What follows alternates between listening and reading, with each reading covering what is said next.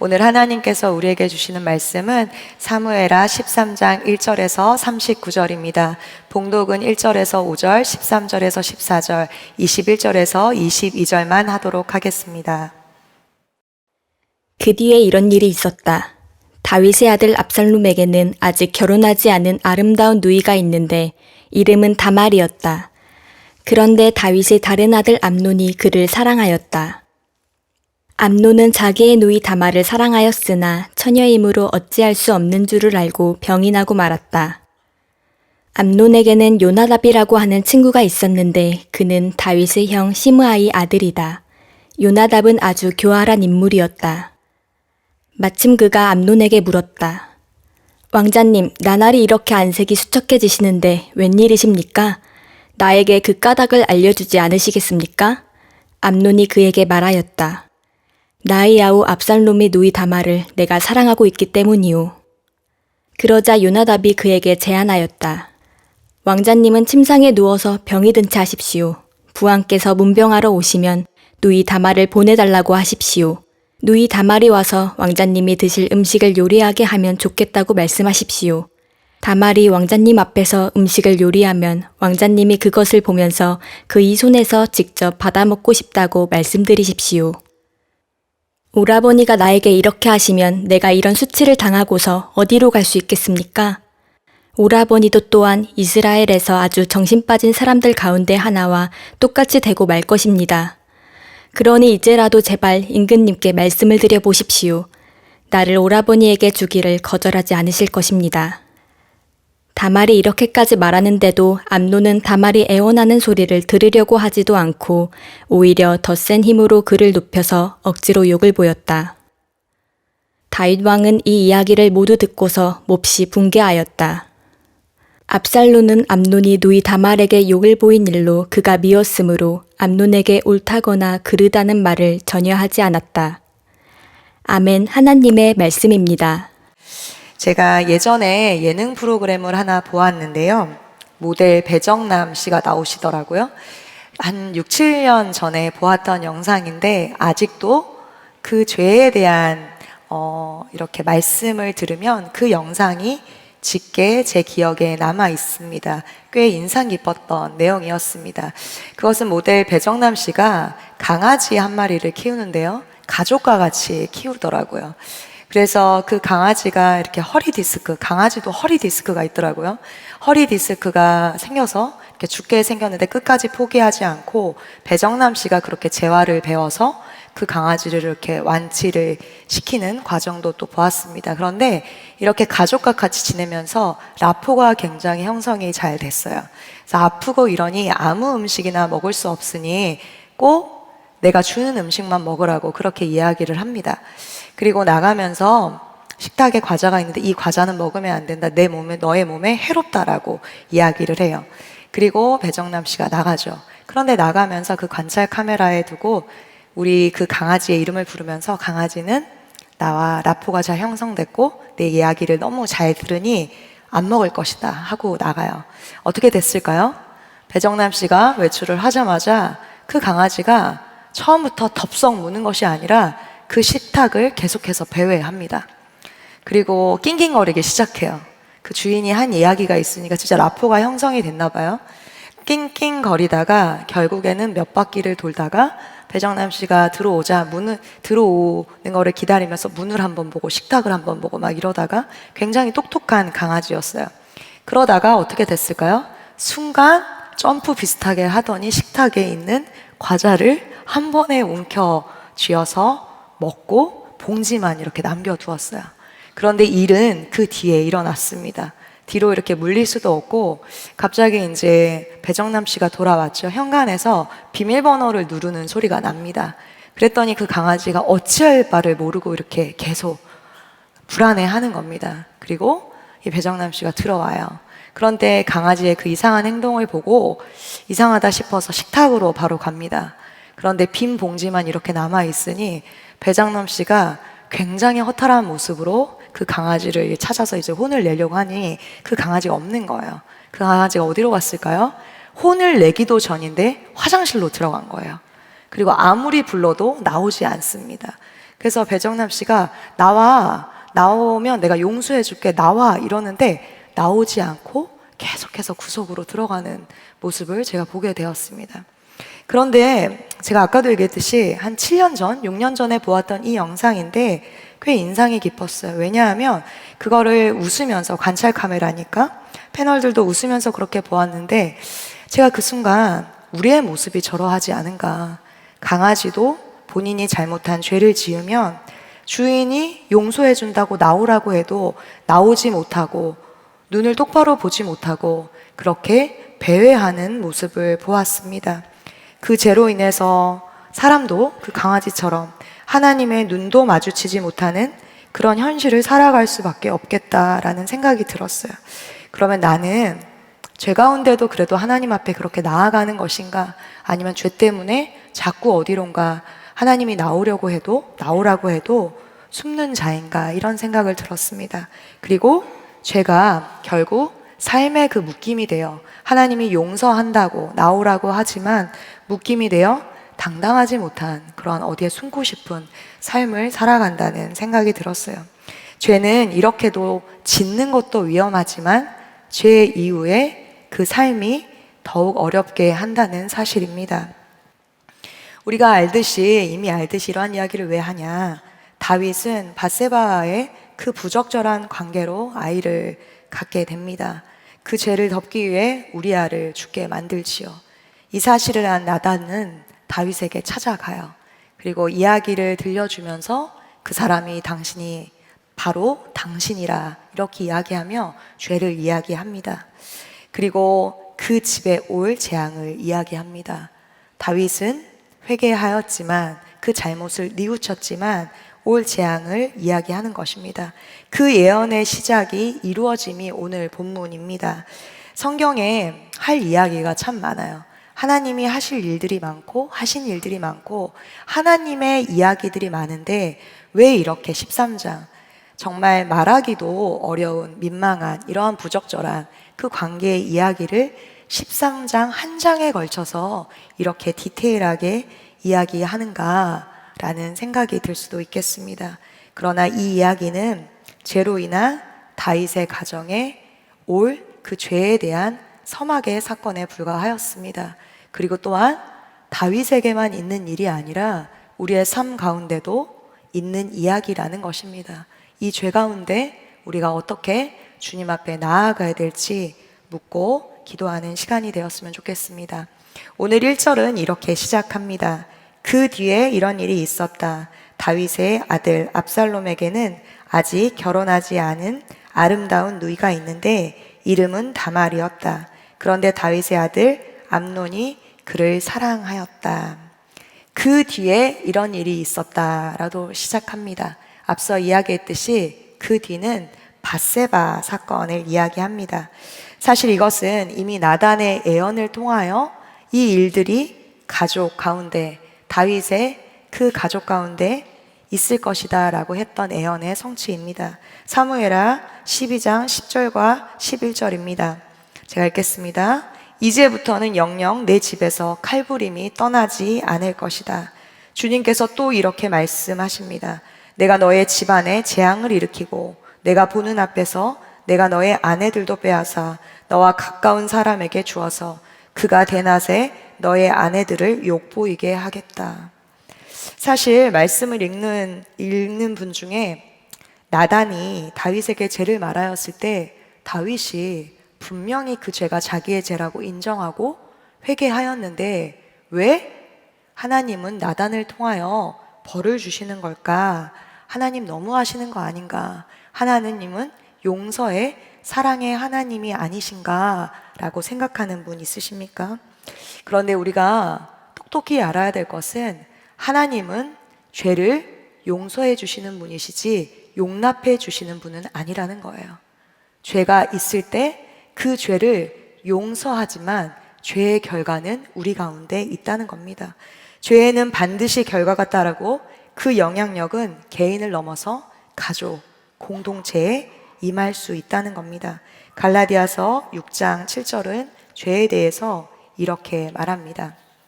스스로 속이지 말라. 하나님은 업신여김을 받지 아니하시나니 사람이 무엇으로 심든지 그대로 거두리라. 죄를 심으면 죄의 결과가 나오고 생명을 심으면 생명의 결과가 나온다는 거예요. 참 무서운 말씀이죠. 오늘 내가 무엇을 심든지 그대로 거두리라라고 이야기하시는 거예요. 나단의 책망 앞에 다윗이 그 범죄를 심었죠. 그러나 다윗은 변명하거나 저항하지 않았습니다. 그 사람이 바로 당신이라 말할 때 다윗은 죄를 인정하며 여호와 앞에 회개하며 나아갑니다. 그것이 바로 시편 51편인데요. 다윗이 그 밧세바 사건 이후에 하나님께 회개한 기도라 되어 있습니다. 시편 51편 4절입니다. 오직 주님께만 나는 죄를 지었습니다.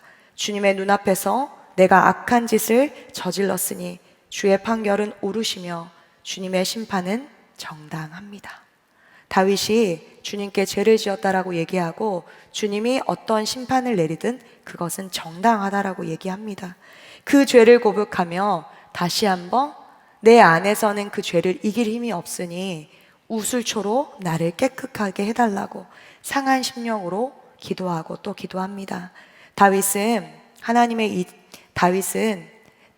이 하나님 앞에 드려지는 철저한 회개로 생명을 구할 수 있었습니다. 율법에 의하면 마땅히 죽어야 될 죄인 간음과 살인에도 다윗은 회개하여 그의 목숨을 건졌습니다. 하나님이 용서하신 것입니다. 그런데 여러분, 용서가 선포되었음에도 불구하고 나단은 그의 집에 일어날 일들에 대해서 이야기합니다. 다윗이 그의 죄를 회개하여 그의 생명은 구하였지만 그러나 앞으로 너희 집에 이러한 일들이 있을 것이다. 하나님의 용서가 모든 결과를 없애는 것은 아니라는 것입니다. 용서는 하나님과의 관계를 회복시키고 궁극적인 심판인 죽음을 면할 수는 있지만 죄로 인해 발생한 결과, 상처와 어두움들은 여전히 남을 수 있다는 이야기입니다. 하나님이 왜 그러셔? 그것이 아니라 죄의 결과, 죄를 저지른 사람의 결과는 엄연하게 남아있다는 거예요. 그것이 없어지지는 않는다는 거예요. 이 일로 인해서 우리가 다 알듯이 밧세바와의 사이에서 태어난 아기가 죽었고요. 동시에 그 죄로 말미암아 다윗의 집에 죄가 들어오기 시작합니다. 오늘 13장이 그에 대한 이야기예요. 1절에 이렇게 이야기합니다. 그 뒤에 이런 일이 있었다라고 이야기하며 다윗의 아들 압살롬에게는 아직 결혼하지 않은 아름다운 누이가 있었는데 다말이라고 해요. 그런데 다윗의 아들 암논이 그를 사랑하였다 이렇게 되어 있습니다.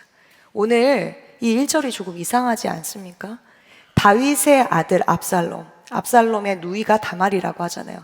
그러면 다윗에게는 압살롬과 암몬과 다말이라는 자녀가 있었다, 혹은 두 아들이 있었고 다말이라는 딸이 있었다 이렇게 이야기하는데 압살롬의 누이 다말이라고 이야기해요. 그리고 암논이 있었는데 암논이 다말을 사랑하였다 이렇게 되어 있습니다. 이것은 앞으로 제가 그랬잖아요. 죄의 결과로 그 서막에 불과하다. 이 이야기의 주인공은 암논과 다말인 것 같지만 더 나아가 그 죄의 결과가 아직도 남았다는 거예요. 사실은 이 이야기의 처음은 다말과 암논이지만 앞으로 다윗과 압살롬의 그 죄의 결과의 서막이 계속해서 시작된다는 이야기입니다. 다윗의 첫째 아들 암논과 셋째 압살롬은 배가 다른 형제였습니다. 압살롬과 다말은 인물이 좋았어요. 어머니가 인물이 좋아서 압살롬도 용맹스럽고 멋있는 사람이었고 다말도 예뻤습니다. 그 예쁜 다말을 암논이 사랑하였습니다. 친형제가 아니라 다른 형제로 그렇게 다말을 사랑하게 된 것이죠. 그런데 율법에 따르면 배가 달라도 남매는 결혼을 할 수 없습니다. 그런데 이 다말이 처녀라서 어찌할 수 없었다는 말은 당시 공주들에게 군사를 세워 철저히 외부인과 만나지 못하게 했어요. 그래서 암논이 아무리 왕자라고 하여도 다말을 함부로 자기가 필요할 때 만날 수 없었던 것이지요. 그래서 암논이 정말 다말을 사랑하여서 상사병이 나고 만 것입니다. 그러나 그것은 진정한 사랑이 아니라 음욕이었습니다. 사랑하는 여러분, 내가 지금 당장 눈에 보이는 좋은 것, 감정을 따라 사랑하지 않기를 예수님의 이름으로 축복합니다. 선교 기간에 여러 가지 그런 특별한 관계들이 많이 생겨나는 것을 또 보게 돼요. 그런데 얼굴을 보고 어떠함을 보고 그렇게 그러한 음욕을 품고 정욕을 품는 그러한 일들이 생겨나지 않기를 축복합니다. 비록 다윗의 죄는 이미 용서받았지만 그 죄의 결과가 이렇게 나타나는데 그 중 하나가 오늘의 사건이에요. 암논은 아버지 다윗의 그 간음을 보면서 무엇을 배웠겠습니까? 다윗의 죄의 문제는 늘 여자 문제였습니다. 하나님께서는 분명하게 다윗에게 왕으로서 아내를 많이 두지 말라라고 이야기하였습니다. 그러나 다윗의 삶은 어때요? 외교 문제와 여러 가지 문제로 인하여, 자신의 감정으로 인하여, 정욕으로 인하여 다윗은 많은 아내를 두었습니다. 밧세바도 그 중 하나였습니다. 아내들이 많으니 자녀들도 많았겠죠. 그중 첫째가 암논이었습니다. 계속해서 이런 다윗의 행동을 어쩌면 첫째 암논은 보고 답습했을지도 모릅니다. 이렇게 죄는 또 다른 죄를 열어주는 것입니다. 3절입니다. 암논에게는 요나답이라고 하는 친구가 있었는데 그는 다윗의 형 시므아의 아들이다. 요나답은 아주 교활한 인물이었다. 요나답은 암논이 제가 이 설교 준비를 하면서 왜 이름도 암논인지 모르겠다, 암놈이라고 하겠다, 제가 이런 얘기를 했는데 몹시 이렇게 발음할 때 힘드네요. 암논이 상사병에 걸린 것을 알고 그에게 접근합니다. 죄 앞에 사단은 늘 이렇게 작은 틈을 타고 들어오는 것입니다. 요나답은 다윗이 암논을 사랑하는 것을 알고 있었어요. 다윗, 그 아버지가 자녀들을 사랑하여서 무엇이든지 다 해주는 것을 알고 있어서 다윗을 이용하려고 합니다. 본문에서 요나답을 강교한, 교활한 인물이었다고 표현합니다. 이는 어디서 사용되는 단어냐면 하와에게 접근하여 죄를 짓게 만드는 뱀에게 강교하고, 언어로 보면 지나치게 지혜로웠다고 이야기합니다. 그 뱀이 그럴듯한 이야기로, 지나친 지혜로 남을 속이는 것입니다.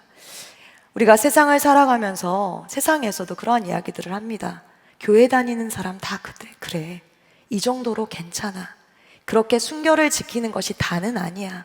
다시 한번 회개하면 돼. 다 그렇게 살아가잖아. 원래 그렇게 태어난 거야.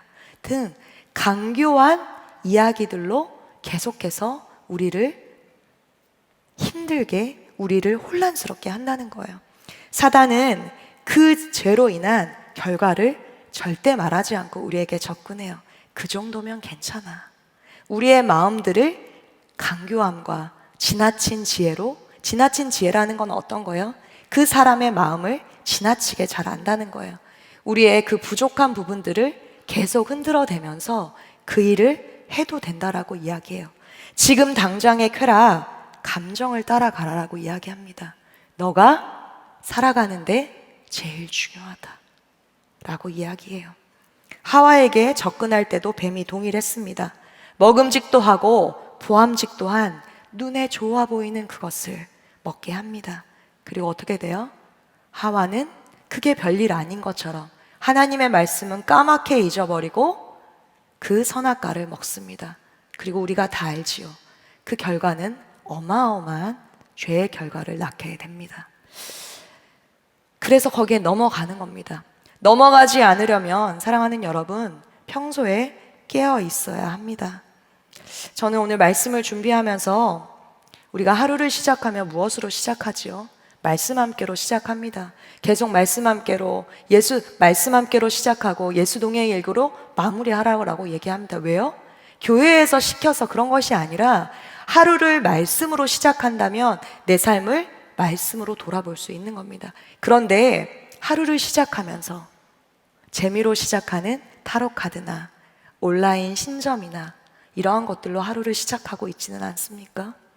작은 틈을 주어 재미로 하는데, 다 하는데, 보기만 하고 믿지만 않으면 되지, 이렇게 하루를 시작하지는 않습니까?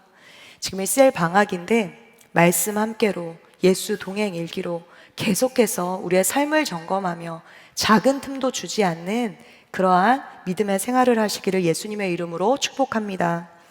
보통 그 사람 옆에는 우리가 계속해서 그 요나답이 암논을 이렇게 흔드는 걸 보게 됩니다. 사단은 우리로 하여금 가질 수 없는, 가져서는 안 되는 것에 쉽게 그렇게 눈을 돌리게 하고 가져도 된다라고 이야기해요.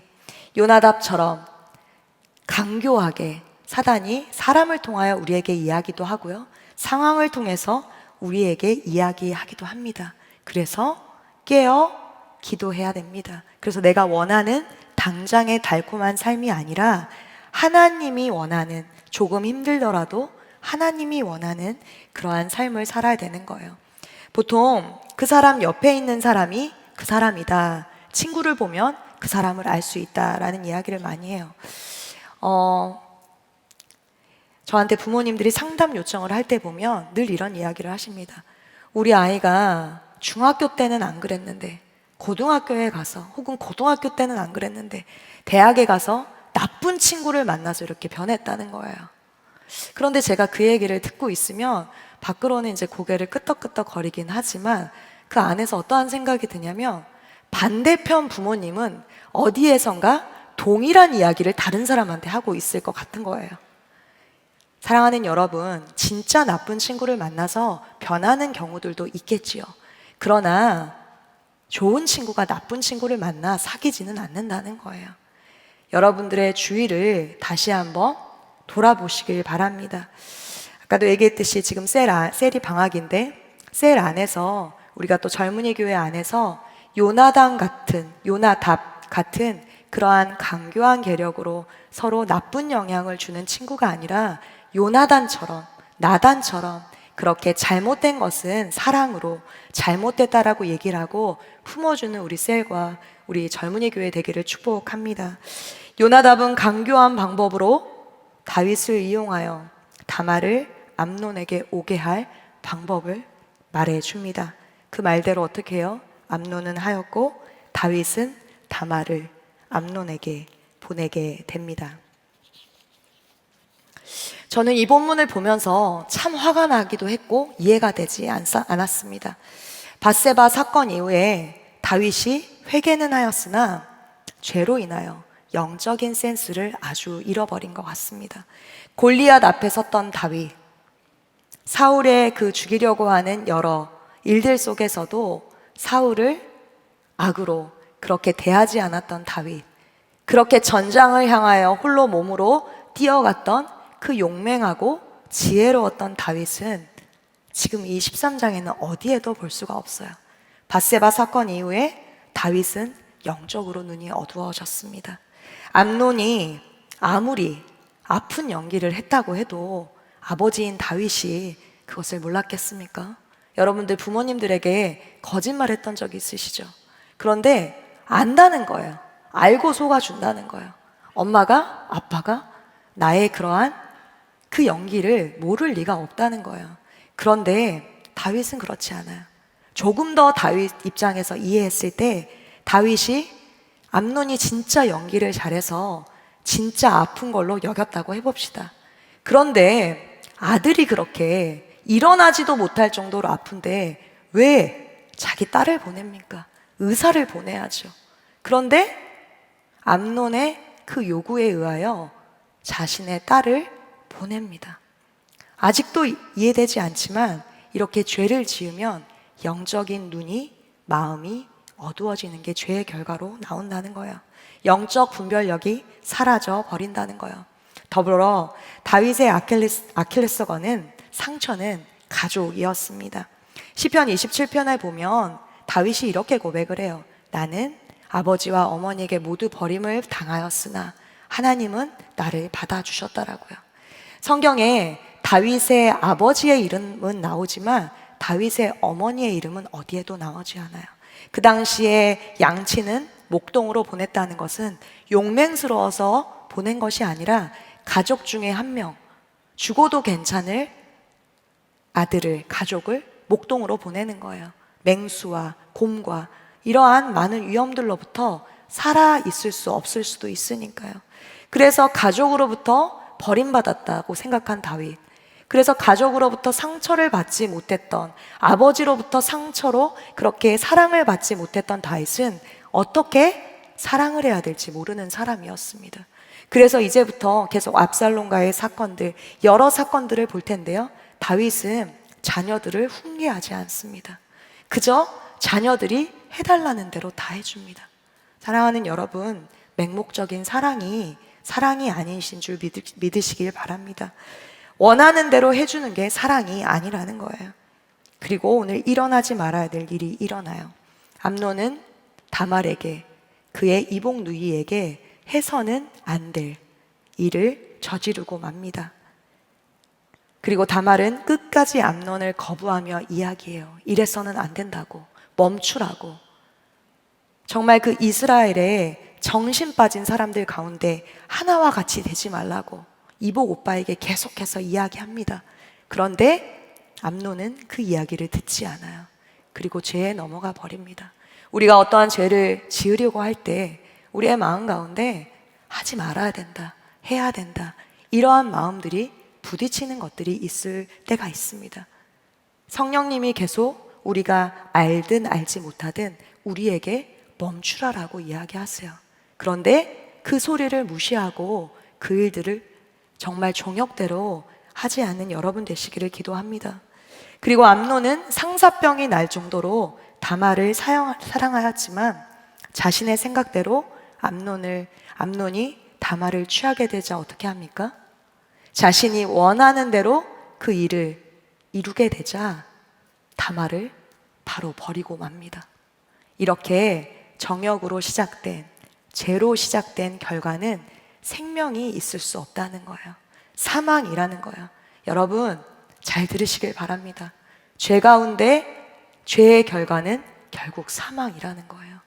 계속해서 저는 오늘 본문을 읽으며 혹여나 우리 젊은이 교회 지체들 가운데 죄 가운데 계속 죄를 향하여 달려 나아가고 있다면 멈추시는 여러분 되시기를 축복합니다. 계속해서 그 죄가 되어지는 가운데 멈추게 해달라고 중보하게 되었습니다.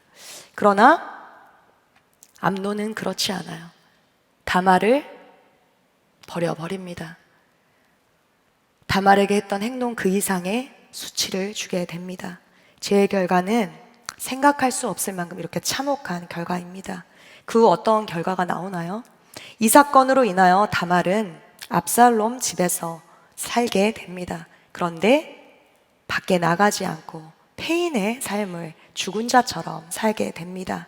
죄가 정말 사망을 낳은 것이지요. 이 사실을 안 다윗은 암논의 이러한 죄악에 대해 어떻게 했어야 합니까? 치리했어야 됩니다. 벌을 내렸어야 돼요. 그런데 아무런 조치를 하지 않아요. 말씀에서는 딱 한 줄, 다윗이 이 일을 알고 몹시 분개하였다라고만 되어 있습니다. 분개하고 아버지 다윗은 아들들을 향하여, 그 딸을 향하여 아무것도 하지 않아요. 왜 그랬을까요? 이미 밧세바 사건으로 인해 그는 아버지로서의 권위를 잃어버린 것입니다. 본인도 그렇게 했기 때문에 그 일들을 가지고 암논에게 너가 잘못했다라고 이야기할 수 없는 거예요.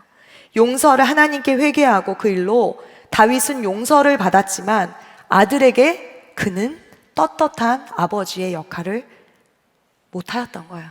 죄를 말하지 못하였던 겁니다. 마땅히 암논을 공적으로 징계해야 됐고 상처받은 딸 다말을 위로했어야 됩니다. 그리고 압살롬의 마음을 위로해 주었어야 돼요. 그런데 다윗은 아무것도 하지 않았어요. 만약 다윗이 그 일들을 했다면 압살롬은 멈추었을 것입니다.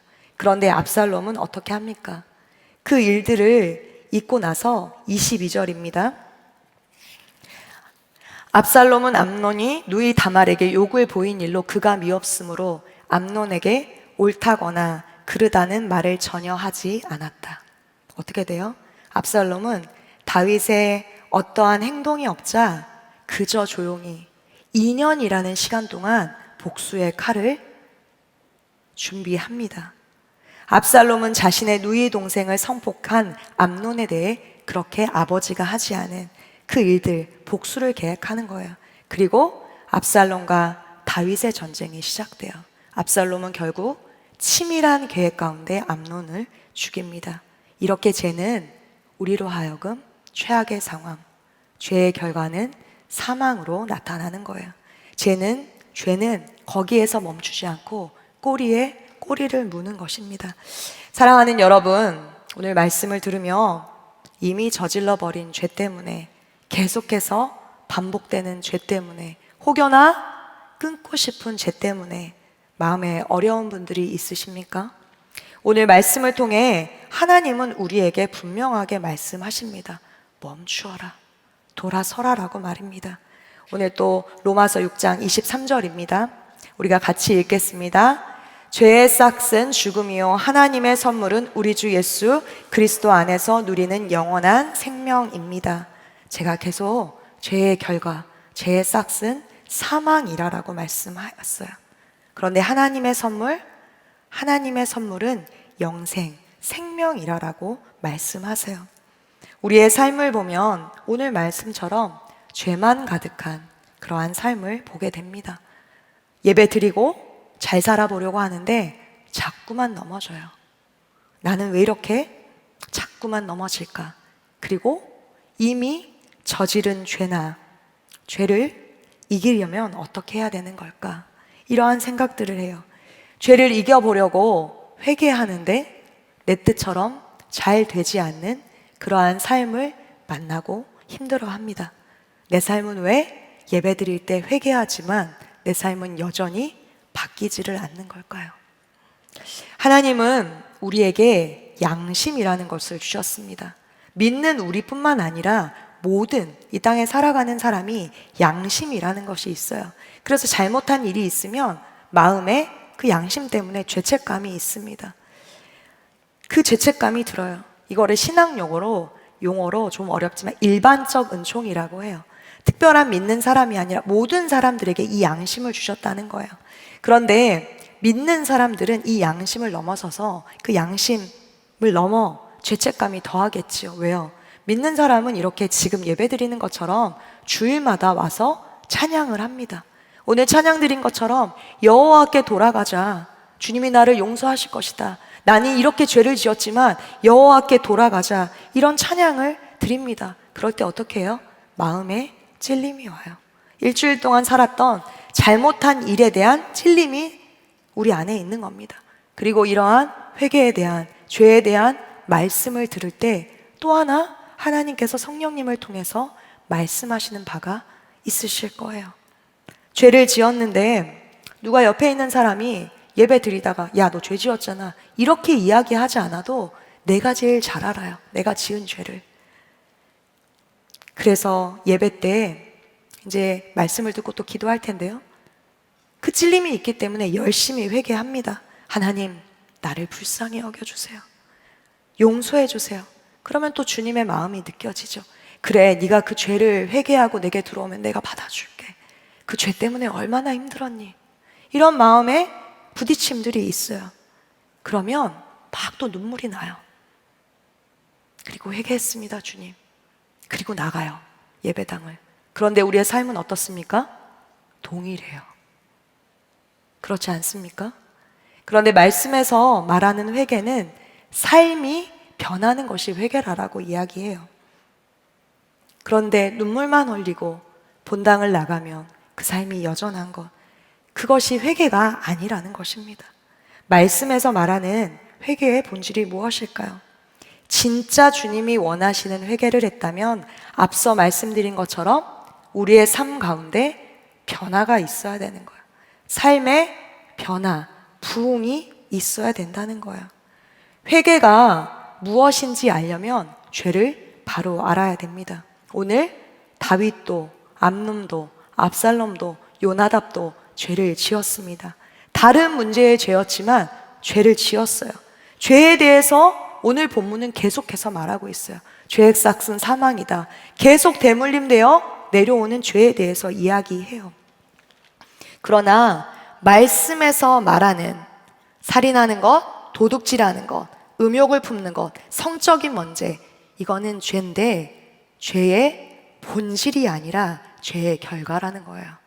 그런데 우리는 죄의 결과를 두고 계속 회개합니다. 그러면 죄의 본질은 무엇일까요?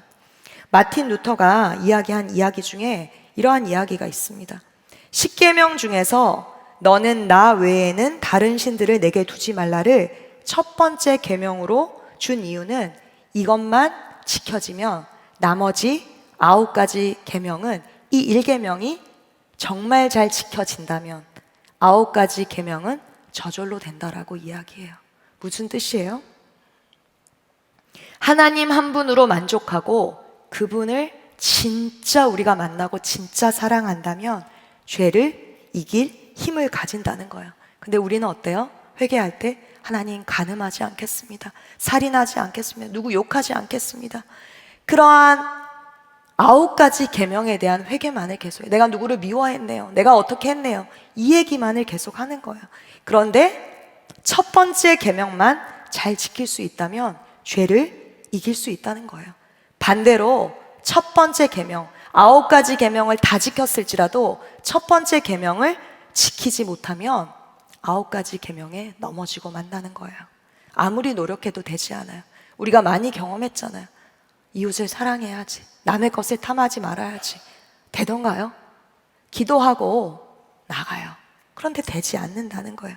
죄의 본질은 여러분, 살인하고 간음하는 것은 제가 말씀드렸습니다. 죄의 결과고 죄의 본질은 1계명을 잃어버리는 거예요. 그것은 하나님께 이탈하는 겁니다. 죄의 본질은 하나님께 이탈하는 것. 그리고 하나님께 용서를 구합니다. 살인하지 않을게요. 간음하지 않을게요. 이것은 회개가 아니라 행위를, 나의 행동을 바꾸겠다는 마음의 결단인 거예요. 그럼 회개는 무엇일까요? 회개는 하나님께로 돌아가는 거예요. 죄는 하나님께 이탈한 것. 회개는 하나님께 돌아오는 것입니다, 여러분. 지금까지 드린 회개 기도는 어떤 회개의 기도였습니까? 다윗이 시편 51편에 너무 귀한 기도로 회개로 나아갔지만 그의 삶의 변화는 없었습니다.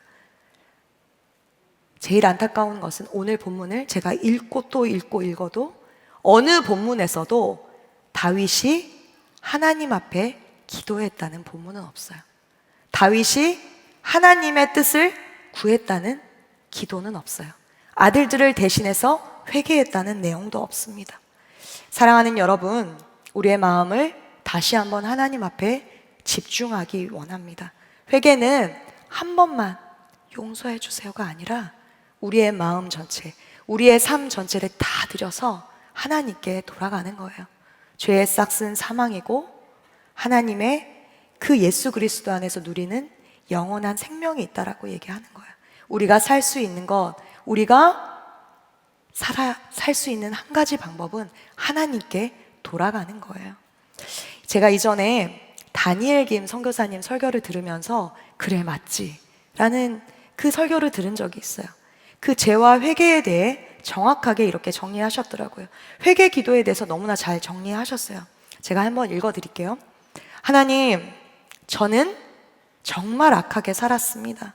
나는 죄인입니다. 너무나 무서운 죄들을 저질렀습니다. 그 죄의 무서운 결과가 내게도 있습니다. 이 죄가 드러난다면 나 사역 그만둬야 돼요. 직장 일도 다 그만둬야 돼요. 가정도 끝나요. 제발 한 번만 봐주세요. 이번 한 번만 살려주시면 다시 바른 삶으로 살아갈게요. 어떠세요? 맞는 기도 같죠? 우리가 하는 기도잖아요. 그런데 이 기도가 회개 기도가 아니라는 거예요. 아까도 말씀드렸듯이 결과에 대한 기도라는 거예요. 회개 기도는 같은 기도인데 이렇게 한다는 거예요. 잘 들어보세요. 하나님, 내가 정말 추악하게 살았습니다. 악하게 살았습니다. 지금 생각해보면 내가 저지른 죄가 끔찍합니다. 그런데 이 죄로 말미암아 그 대가가 지금 나를 향해 오고 있습니다. 이 죄가 드러나면 나는 사역 그만둬야 돼요. 가정도 끝나요. 그러나 주님은 공의롭고 정의로운 분이심을 제가 압니다. 주님을 신뢰하기에 기도합니다. 주님이 판단하실 때 그 죄의 대가를 나에게 치르게 하시는 것이 주님의 뜻이라면 아프지만 제가 받아들이겠습니다. 하지만 나에게 한 가지만 허락해 주세요. 2번 다시 사역 못해도 괜찮아요. 2번 다시 못 일어나도 괜찮아요. 2번 다시 인생 회복되지 않아도 괜찮아요. 하지만 딱 한 가지만 나에게 다시 허락해 주세요. 많이 아프지만 다시 예수님 만나게 하시고, 많이 힘들어도 회개함으로 2번 다시 평생에 그 죄로 주님으로부터 떠나가는 길 없게 해주세요. 주님이 내 삶의 최고가 되게 해주세요. 사랑하는 여러분, 어떠한 기도를 드리시고 있으십니까? 내가 예배드리고 다시 한번 마음을 다잡고 주님 앞에 기도하지만, 회개함으로 나아가지만 나의 삶이 변화되지 않는다면 우리의 기도를 점검해야 되는 거예요. 그 죄로 인해 사역 못해도, 직장에 나가지 못해도, 친구들이 떠나가도 평생에 죄로 인해서 주님 떠나가는 일 없게 하여 주십시오. 하나님의 선물, 우리 주 예수 그리스도의 그 은혜만 내가 기억하게 하여 주십시오. 오늘 이 기도가 나의 기도가 되어 10년 깊숙한 회개가 터져나오기를 기도합니다. 이 마음으로 기도할 때 우리의 삶의 변화, 죄에서 멈추어서는 그러한 역사가 우리 안에 일어나기를 축복합니다. 이 시간 이 마음으로 다 함께 일어나서 함께 찬양함으로 나아가겠습니다. 다시 돌아오라라고, 내 얼굴, 내 눈을 보라라고 말씀하시는 여호와의 마음을, 여호와의 눈을 바라보며 함께 찬양함으로 나아가겠습니다.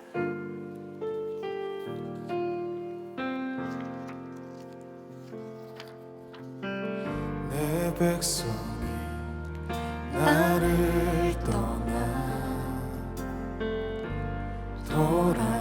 돌아섰지만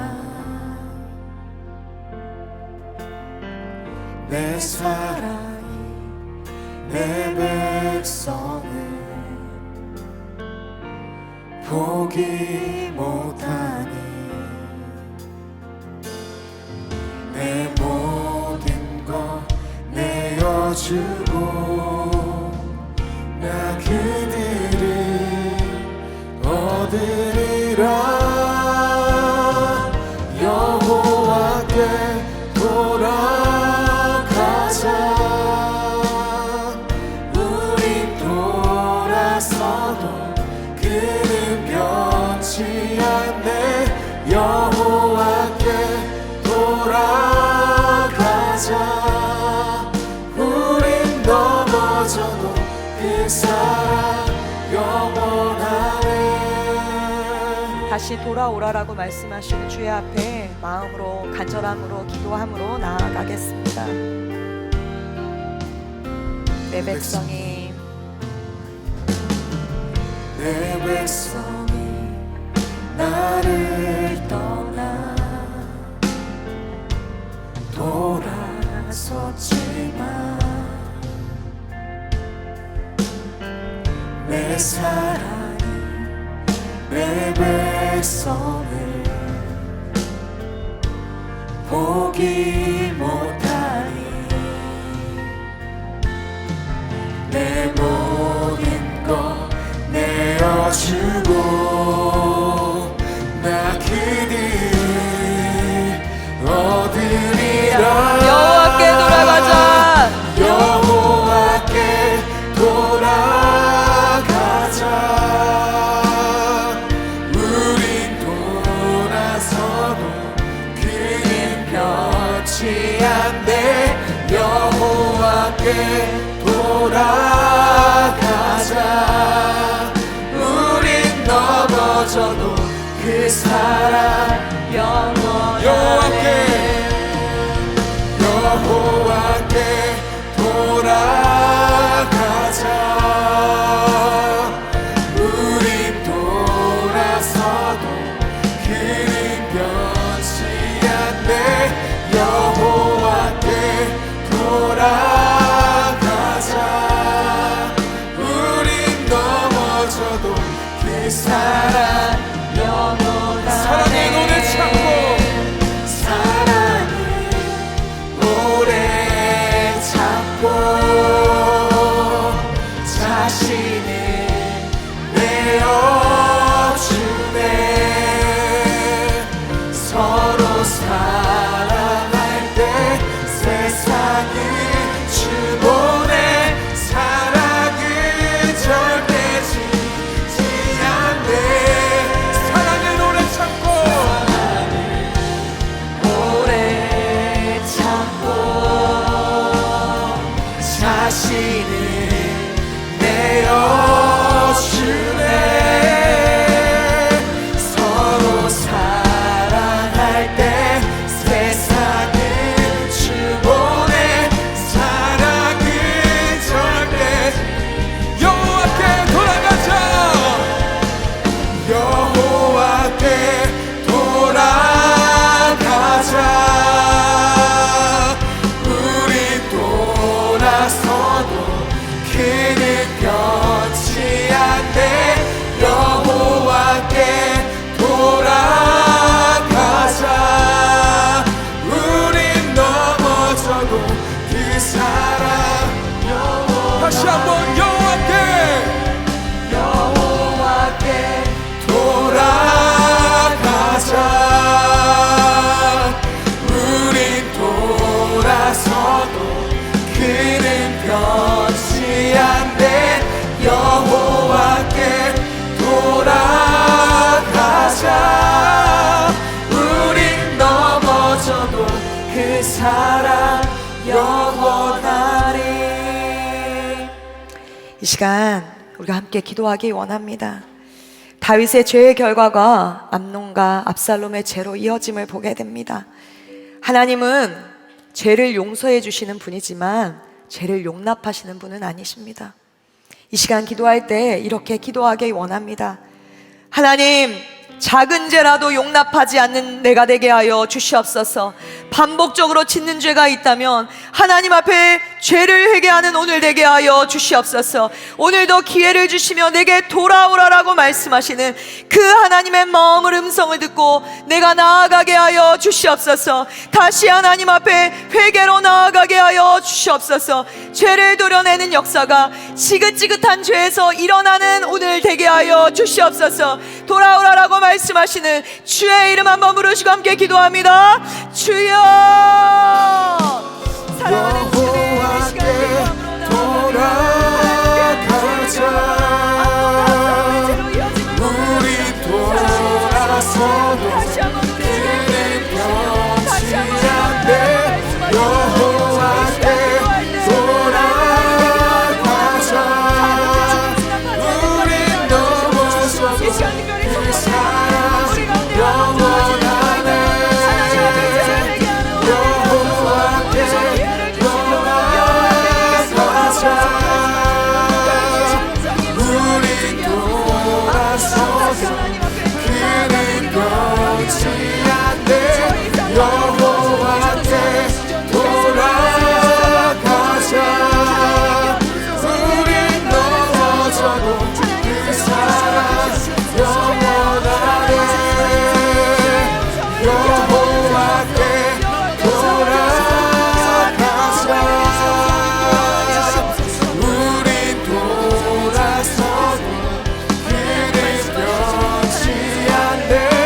여호와께 돌아가자. 우린 넘어져도 그 사랑 영원하네. 사랑하는 여러분, 우리가 다시 한번 기도할 텐데요. 진정한 회개는 말씀드린 것처럼 예배 드릴 때 지금처럼 그저 눈물을 흘리고 나가는 것이 아니라는 거예요. 진정한 회개는 삶이 변화되는 것입니다. 그저 하나님 이번 한 번만 봐주세요가 아니라는 거예요. 죄 짓지 않게 해주세요가 아니라는 거예요. 하나님, 주님이 판단하실 때 그 죄가를 내가 나에게 치르는 것이라면, 주님의 뜻이라면 받아들이겠습니다. 하지만 나에게 한 가지만은 허락해 주세요. 2번 다시 사역 못해도, 2번 다시 직장에서 일하지 못해도, 2번 다시 인생이 회복되지 않아도 괜찮아요. 그런데 나에게 한 가지만 허락해 주세요. 많이 아프지만 다시 예수님 만나게 하시고, 많이 힘들어도 회개함으로 2번 다시 평생의 그 죄로 주님 아프게 하는 일, 주님 떠나가는 일 없게 해주세요. 이 마음으로 주님의 마음을 품고 기도할 텐데요, 이렇게 기도했으면 좋겠습니다. 하나님, 나의 인생 가운데 사역을 못해도, 직장에서 일하지 못해도, 인생 회복되지 않아도 오직 한 가지만 소망하게 하여 주시옵소서.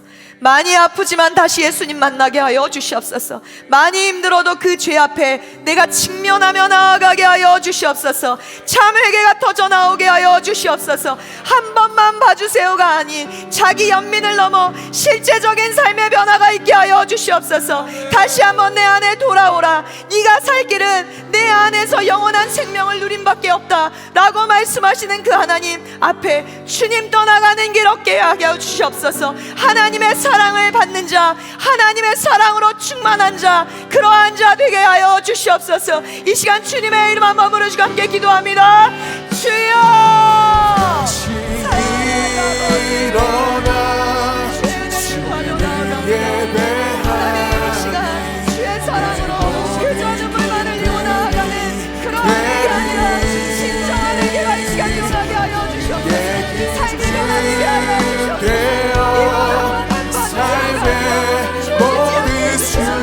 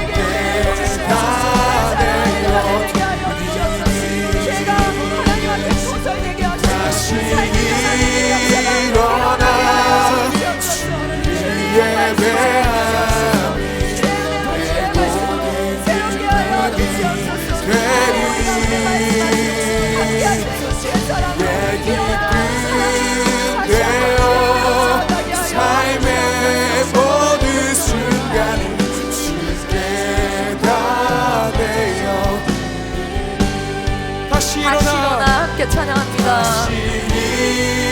일어나 주를 예배함이 내 모든 기쁨이 되리.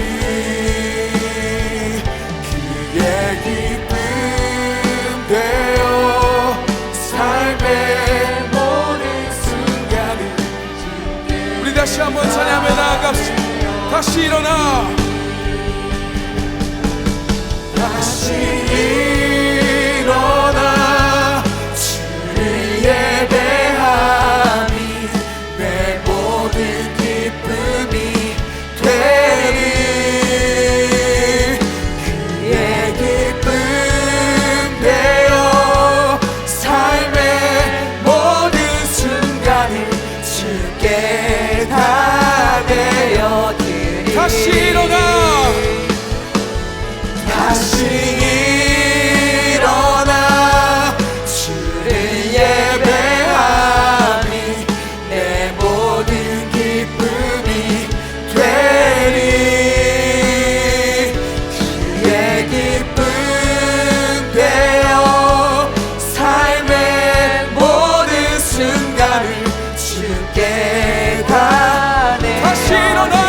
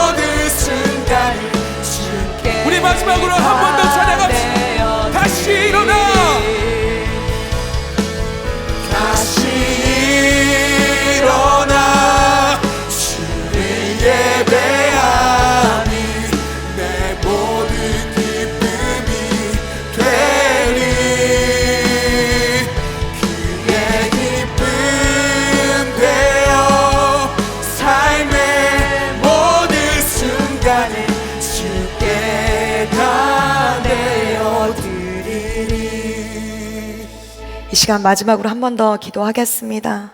절망 중에도 우리가 소망이 있는 것은 그 하나님의 선물 예수 그리스도, 예수님께서 우리의 죄를 십자가에서 담당하셨다는 겁니다.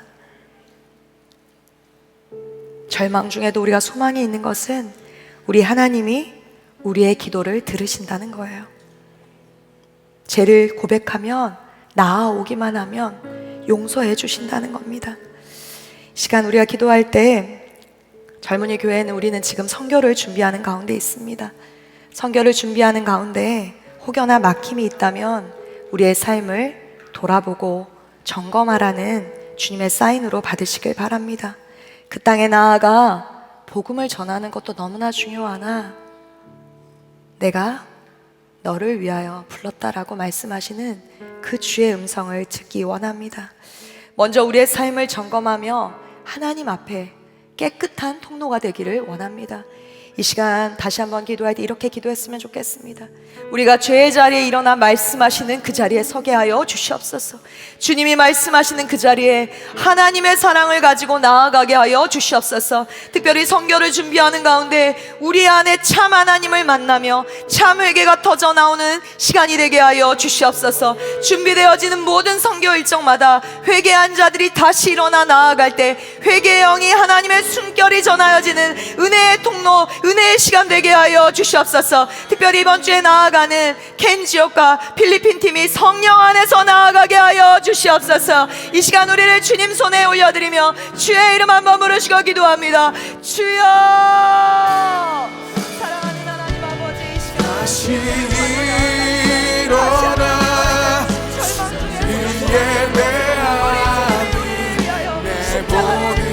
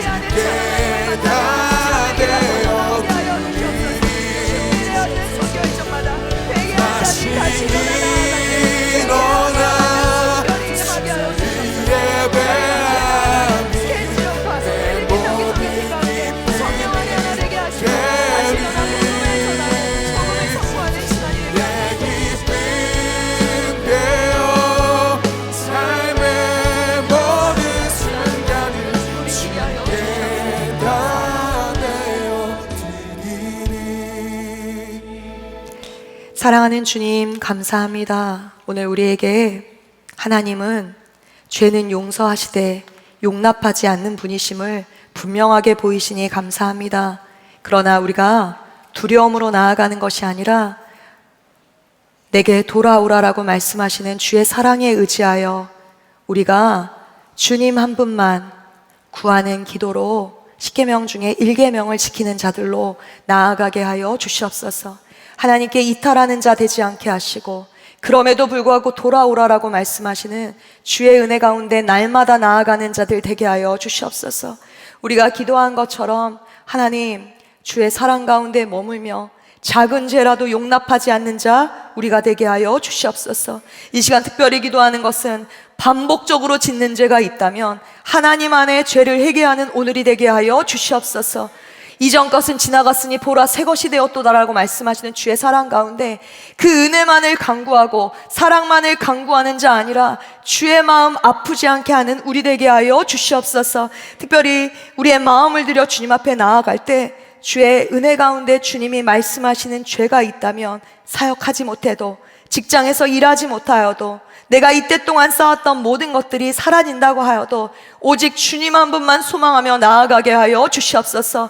절망 중에 소망 되시는 주님을 붙잡고 예수님이 십자가에 나를 위하여 못 박히셨음이 분명하게 믿어지게 하시고 다시는 주님 마음 아프게 하는 그러한 자들 아니라 주의 사랑 가운데 삶이 변하는 역사가 우리 젊은이 교회 가운데 있게 하여 주시옵소서. 특별히 그러한 회개의 영으로 하나님의 그 숨결을 가지고 선교에 나아가는 하나님 팀들이 있습니다. 준비하는 모든 과정마다 팀마다 보내는 자들마다 주의 은혜를 부어주시고 우리가 선교 준비하는 가운데 그 땅으로 나아감도 중요하지만 우리를 사랑하셔서 그 땅으로 부르신 줄 믿습니다. 선교 준비하는 과정 가운데 우리 안에 작은 죄라도 용납하지 않는 그 회개가 터져 나오게 하시고 하나님 한 분으로 만족합니다. 그 고백이 우리의 고백 되게 하여 주시옵소서. 이번 주에 나아가는 하나님 창의적 접근 지역으로 나아가는 켄으로 나아가는 그 나라와 또 필리핀으로 나아가는 팀들 가운데 주의 은혜를 부어주시고